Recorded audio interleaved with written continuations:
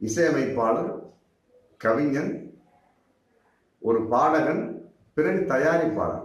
ஆமா, இத்தனை பேருக்கு சொந்தம் இருக்கக்கூடிய சமயத்துல ஒரு பாடல் என்று வரக்கூடிய சமயத்து எனக்கு மட்டும்தான் சொந்தம் அப்படிங்க எப்படி ஏற்றுக்கொள்ள முடியும் அப்படிங்கிற மிகப்பெரிய வாதத்தின் அடிப்படையில் வைரமுத்து பேசிய பேச்சு இன்னைக்கு மிகப்பெரிய வைரலா போயிட்டு ஒரே வார்த்தை. ஆமா, ஒரு நேரம் சில நேரங்கள்ல பாடல்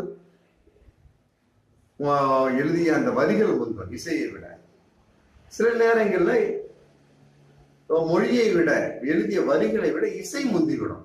ஆமா, இதை புரிந்தவன் ஞானி, புரியாதவன் அஞ்ஞானி. ரைட், ஓகே, நல்ல விஷயம் தானே. அப்போ ஞானி அப்படின்னா இளையராஜாவை மட்டும்தான் குறிக்குமா?